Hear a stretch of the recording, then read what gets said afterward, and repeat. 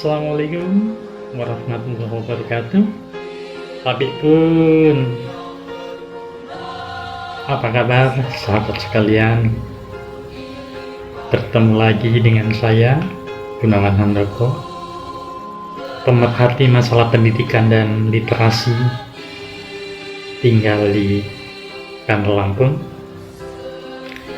Sahabat sekalian, melihat nasib pegawai negeri sipil sejak diberlakukannya otonomi daerah sungguh mengundang keprihatinan kita bersama. Karena apa? Jika ditilik dari kedudukan dan fungsinya, sesungguhnya PNS itu merupakan pekerja resmi pemerintah yang memegang kunci daripada pengelolaan anggaran dan program serta berbagai harta maupun aset negara. Dengan kata lain, PNS itu memiliki peranan yang amat penting bagi perjalanan pemerintahan, baik di pusat maupun di daerah. Selama berpuluh-puluh tahun, PNS dapat melaksanakan tugasnya dengan tenang dan penuh semangat tanpa pernah dihantui dengan yang namanya rolling maupun mutasi jabatan. Bahkan tidak sedikit mereka yang sejak diangkat jadi CPNS hingga memasuki masa pensiun bertugas di instansi yang sama, tidak pernah berpindah-pindah. Maka sebagai pensiunan PNS, jujur saya merasa terenyuh, bercampur sedih atas kebijakan-kebijakan para kepala daerah yang sering bertindak semena-mena terhadap PNS tanpa landasan dan dasar yang jelas. Jabatan PNS dapat dicopot begitu saja atau berpindah-pindah tugas tanpa mempertimbangkan kemampuan individu dengan bidang tugas yang harus diimbangi. Bahkan ada juga kepala daerah yang tidak pernah henti-hentinya selalu mengancam bawahannya bahwa yang namanya mutasi jabatan itu merupakan hak prerogatif dirinya sebagai kepala daerah. Kapan saja jabatan seorang PNS dapat dicopot dan diberikan kepada siapa saja yang ia kehendaki. Maka ketika menjelang pilkada dan kepala daerah atau keluarganya ada yang maju sebagai calon, banyak para pejabat yang dari tingkat lurah, camat, sampai kepala dinas terlihat bingung mau jadi birokrat murni atau menjadi pendukung calon.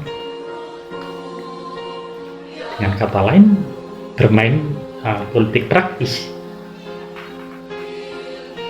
Maka sebagai pejabat, posisinya menjadi bingung. Bahkan ada yang sampai menggigil ketakutan, takut menerima sanksi apabila calonnya nanti sampai kalah.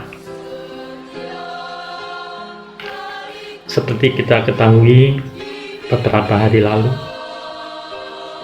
ada contoh buruk yang telah menimpa seorang kepala sekolah, yakni Kepala Sekolah SMP Negeri 16 Bandar Lampung.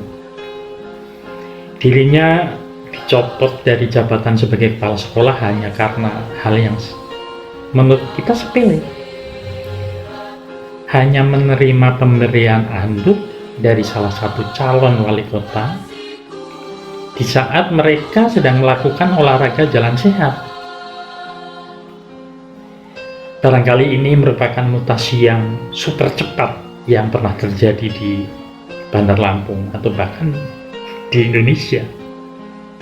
Karena apa? Karena kejadiannya itu kan di pagi hari, sekitar jam 9:30, dan pada sore hari sudah menerima SK pemberhentian dari wali kota. Kejadian ini sontak mengundang reaksi dari banyak pihak. Ungkapan rasa solidaritas dan kesetiakawanan dari sesama pendidik berdatangan. bahkan dari masyarakat umum dan para pemerhati pendidikan. Hampir semua menilai bahwa pencopotan jabatan tersebut sebagai hal yang sangat tidak wajar dan kental sekali dengan aroma politik terkait dengan pemilihan wali kota Bandar Lampung. Inilah barangkali hak prerogatif kepala daerah yang dibelok-belokkan dengan menabrak berbagai aturan yang telah ada, khususnya Peraturan Menteri Pendidikan Nasional nomor 28 tahun 2010 tentang penugasan guru menjadi kepala sekolah.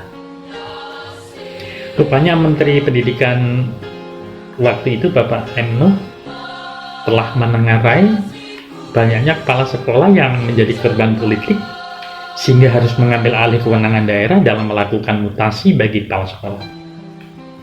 Sekaligus untuk melindungi para kepala sekolah selaku pimpinan lembaga pendidikan untuk tetap mengabdi tanpa harus diintervensi oleh kepala daerah. Dalam keputusan tersebut dijelaskan dengan tegas bahwa untuk mengganti jabatan kepala sekolah itu prosedurnya tidak sembarangan. Sebab Pemda harus mendaftarkan calon kepala sekolah minimal 2 tahun sebelum mutasi dilakukan. Sayangnya para kepala daerah tidak patuh terhadap Permendiknas tersebut. Dan lebih celaka lagi, tidak ada sanksi apapun atas pelanggaran yang dilakukan oleh kepala daerah. Sehingga kejadian ini terjadi berulang-ulang kali gitu. Sungguh ironis dan menyedihkan ini. Terlebih ini terjadi di lembaga pendidikan yang korbannya adalah pendidik atau guru yang seharusnya sangat kita hormati profesinya. Kita berharap ke depan semua kepala daerah paham yang namanya reformasi birokrasi, bahwa yang namanya mengganti para pejabat secara serampangan itu bukanlah tujuan dari reformasi birokrasi. Terlebih jika itu hanya dilandasi dengan dendam politik.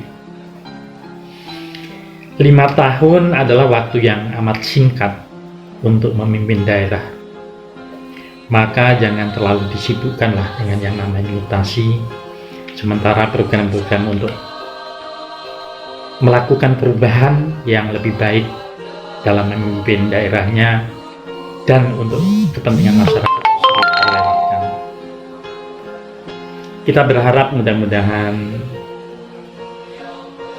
kita diberikan seorang pemimpin yang amanah dan istiqomah, serta dapat menjadi panutan bagi kita semua, khususnya bagi para PNS yang ada di bawahnya.